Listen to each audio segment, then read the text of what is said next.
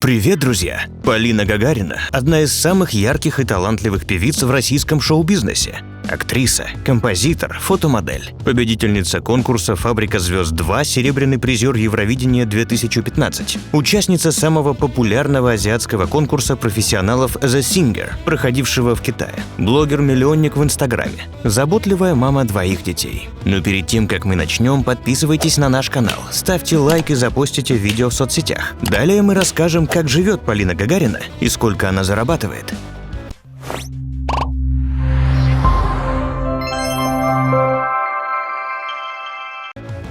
Девочку, родившуюся весной 1987 года в семье врача Сергея Гагарина и балерины Екатерины Мочкаевой, назвали Полиной. Также у певицы есть единокровная сестра Ирина, дочь Сергея от первого брака. Детство малышки прошло между Москвой, Саратовом и Грецией, где несколько лет работала мама, солистка знаменитой «Березки». Там же 3 года с 4 до 7 лет провела ее дочка, окончив 1 класс в местной школе и освоив азы греческого языка. Отец в это время жил и работал в Москве, навещая время от времени жену и дочь или встречая их в московском аэропорту по праздникам. Но и в дальнейшем Полина часто проводила в гостеприимной Греции летние каникулы. Когда в 1993 году от сердечного приступа внезапно скончался папа девочки, было решено, что пока не закончится греческий контракт Мочкаевой, маленькая Поля поживет у бабушки Людмилы по маминой линии в Саратове. Бабушка, хореограф и руководитель саратовского ансамбля «Озорные веснушки», не стала записывать маленькую, но крепенькую Полю на хореографию, поскольку данные девочки не соответствовали всем балетным требованиям. Но она очень хотела видеть внучку звездой и определила ее в музыкальную школу, помимо общеобразовательной гимназии, куда Полина в 1994 году пошла сразу во 2 класс. Хотя Полина поступала к педагогу Лилии Менджерес по классу пианино, одним из требований вступительных экзаменов было пение. Девочка тогда поразила комиссию, спев знаменитую композицию Уитни Хьюстон на английском языке. Первоклассница Гагарина сразу стала гордостью музыкальной школы. Она участвовала в концертах, ездила на конкурсы, пела и исполняла сложные произведения уже на 1-м году обучения. Но была одна сложность, о которой знала только Полина. Она настолько боялась играть перед публикой, что буквально покрывалась пятнами, начинали дрожать пальцы. В Москве девочка окончила среднюю школу экстерном и в 15 лет стала студенткой факультета вокала эстрадно-джазового училища, причем была зачислена на бюджет. Будучи студенткой 2-го курса, Полина, благодаря своему педагогу Наталье Андреяновой, попала на телевизионный проект под продюсерством Максима Фадеева «Фабрика звезд 2». Трижды в день в прайм-тайм участников показывали на Первом канале. Гагарину узнавали, говорили комплименты, это было приятно. Но когда она спускалась в метро, сталкивалась с грубостью и бестактностью окружающих. Ее почему-то старались из-под тишка ущипнуть, а она даже не могла за себя постоять. Став победительницей конкурса, Полина отказалась от дальнейшего сотрудничества с Максимом Фадеевым. Кухня шоу-бизнеса произвела на нее отталкивающее впечатление, а условия контракта, предложенные продюсером, совершенно не устроили начинающую обретать популярность певицу.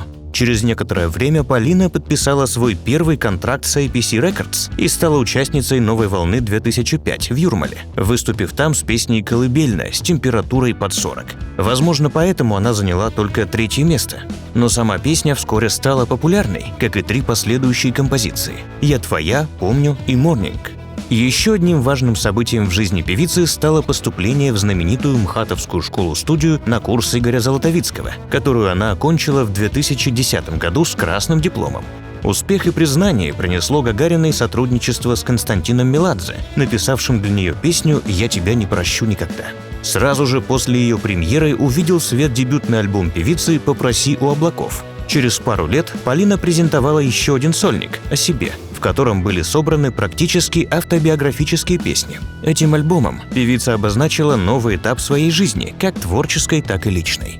Затем Константин Меладзе написал для певицы «Спектакль окончен», песню, которая не только была отмечена премией РУ-ТВ, но и золотым граммофоном. Также ее отметили как лучшую песню 15-летия на Муз-ТВ. Сама Полина считает эту песню не просто трамплином, а ракетой-носителем, набравшей космическую скорость с вектором движения строго наверх. На Евровидении у певицы снова появился детский дикий страх, что она может забыть слова или сделать что-то не так. Эмоциональное напряжение и сознание ответственности были такими сильными, что Полина полностью ушла в себя в день финала. Она не могла ни с кем разговаривать, даже мама и муж не подходили к ней в тот момент. За Гагарину же, по сути, болела вся страна. Ее участие в конкурсе напрямую было связано с политической ситуацией в мире и отношением к России европейских стран. И Гагарина выступила блестяще. Песня «Million Voices» лидировала долгое время, но в итоге на первое место вывели песню шведского исполнителя Монса Сельмерлёва. Полина стала серебряным призером.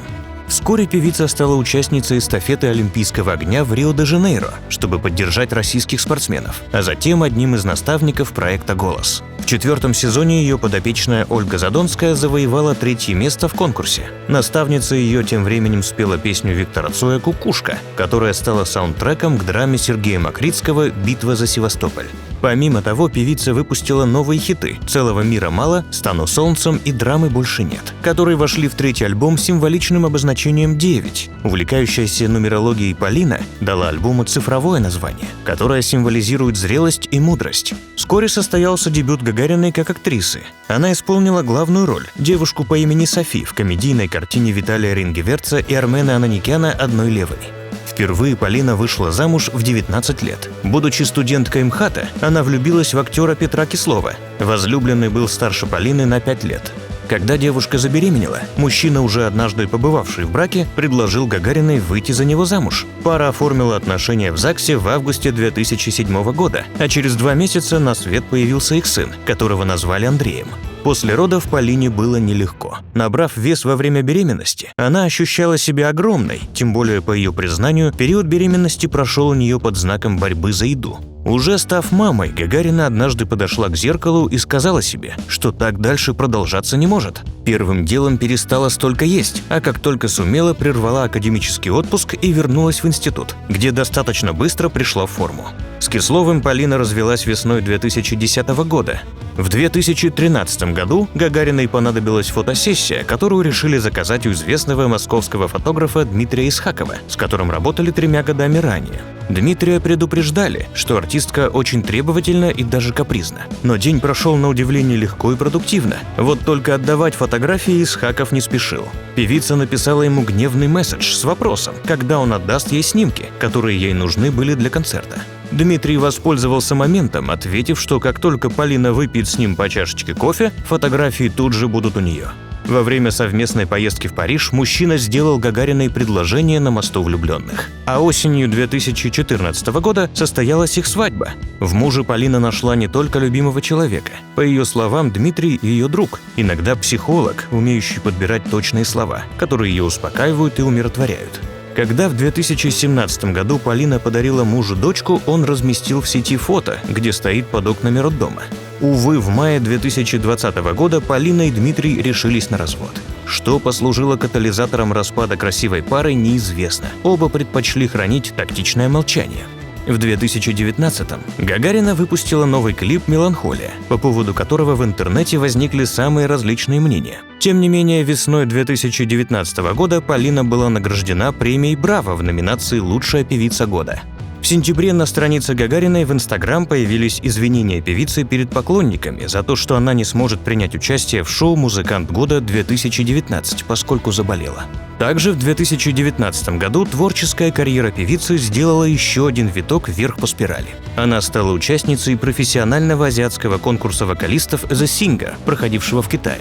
В первом туре Гагарина выступила с песней «Кукушка», для второго выбрала «Спектакль окончен», спев 2 куплета на китайском языке к восторгу публики. С января по апрель команда Гагариной совершала 20-часовые вояжи к городу Чанша, после чего артистка выходила на сцену и пела, соревнуясь с Лю Хуаном и с исполнительницей Ти Ю, по популярности в Китае сравнимой с Аллой Пугачевой. Лю Хуан и стал победителем профессионального шоу, но для Полины участие в конкурсе с высочайшим технологическим уровнем стало откровением. Она отмечала и фантастический свет, и идеальную настройку звука. Даже несмотря на проблемы с едой, от остроты пищи у Гагариной началась аллергия, певица дошла до финала с песней Майкла Джексона «USA for Africa» «We are the world». Полина отмечала также, что сомневалась в искренности публики, аплодирующей и поддерживающей каждое ее выступление, поскольку в итоге та же публика не пустила ее в тройку лидеров, и Гагарина заняла 5-е место. На «The Singer» с певицей произошла еще одна неприятность – у нее защемило нерв. Пришлось в спешном порядке пройти курс иглоукалывания и выступать, приняв сильное обезболивающее. Итогом The Singer для Гагариной стало приглашение поработать по 2 большим контрактам в Китае. Кстати, ее муж значился генеральным директором ООО «Полина Гагарина», но в начале 2020 года был уволен. Журнал Forbes начал размещать Гагарину в своем списке топ-50 главных российских знаменитостей с 2015-го. Тогда она заработала $1 700 000 и находилась на 8-й строчке рейтинга. Через год доход Полины составил $3 миллиона, 12-е место. В 2017-м, по данным журнала Forbes, певица заработала $1 900 000 и расположилась под номером 22 в ежегодном списке авторитетного издания. В 2019 году Полину Гагарину признали самой высокооплачиваемой артисткой до 40 лет среди женской половины российского шоу-бизнеса и третьей после Басты и Димы Билана. Она также стала хедлайнером новостных лент. Ну а в 2020 году она вошла в рейтинг Forbes 40 самых успешных звезд России до 40 лет 2020, заняв там 8-е место с годовым доходом $6 400 000. Минимальный гонорар Гагариной за одно сольное выступление составляет $1 500 000 рублей. Сумма может быть увеличена на 10% в зависимости от количества зрителей, места проведения. Традиционно 20% из заявленного гонорара уходит команде певицы в лице звукорежиссера, оператора и так далее.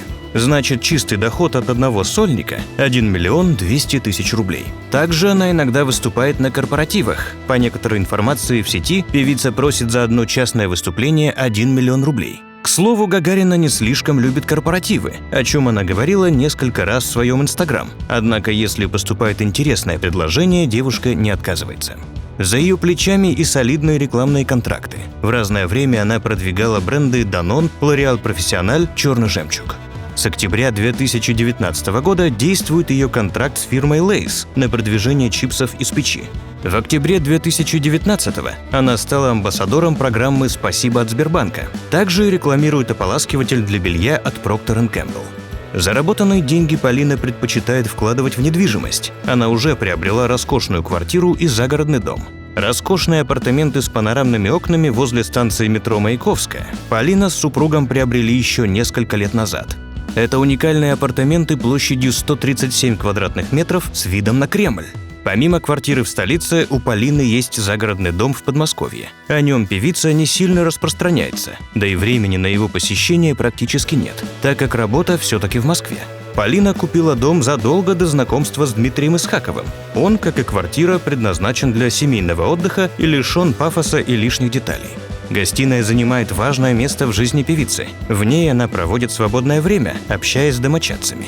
Полина Гагарина старается менять машину так часто, как это позволяют финансы. Начинала она с Nissan Qashqai. Длительное время девушку вполне устраивал купленный ею Nissan. Но статус звезды и повышенное внимание со стороны журналистов вынудило певицу приобрести машину представительского класса. Им стал шикарный Mercedes Maybach S600. Автомобиль считается одним из самых дорогих в своей линейке и на момент покупки стоил более $200 000. Если вам понравилось наше видео, но вы еще не подписались на нас, то подписывайтесь прямо сейчас и запостите видео в соцсетях. В следующих выпусках будет много интересного. До скорых встреч. Пока.